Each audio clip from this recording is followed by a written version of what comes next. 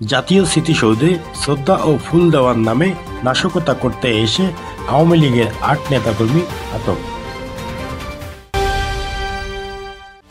বিজয় দিবসে জাতীয় স্মৃতিসৌধে শ্রদ্ধা জানাতে গিয়ে আওয়ামী লীগের ৮ নেতাকর্মী পুলিশের হাতে আটক হয়েছেন। পুলিশ বলছে, নাশকতা করতে ওই ৮ জন স্মৃতিসৌধে এসেছিলেন। সোমবার বেলা ১টার দিকে জাতীয় স্মৃতিসৌধের পরিদর্শন ছাউনি এলাকা থেকে তাদের আটক করা হয় বলে আশুলিয়া থানার ওসি আবু বক্কর সিদ্দিক জানান। আটকদের মধ্যে ২ জনের পরিচয় পাওয়া গেছে। তারা হলেন ঢাকা জেলা আওয়ামী লীগের সাধারণ সম্পাদক ও ঢাকা জেলা পরিষদের সাবেক চেয়ারম্যান মাহবুবুর রহমান, ঢাকা ১৯ আসনের সাবেক সংসদ সদস্য পলাতক সাইফুল ইসলামের কর্মী মিল্টন। বাকিদের পরিচয় প্রকাশ করেনি পুলিশ।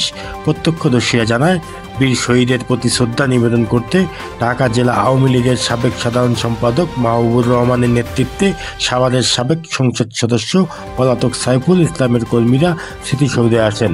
এ সময় পরিদর্শন ছাউনির পাশে নেতাকর্মীরা জড়ো হচ্ছিলেন।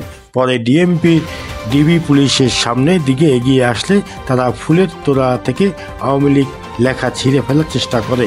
এ সময় আশুলিয়া থানা পুলিশ ৮ জন নেতাকর্মীকে আটক করে।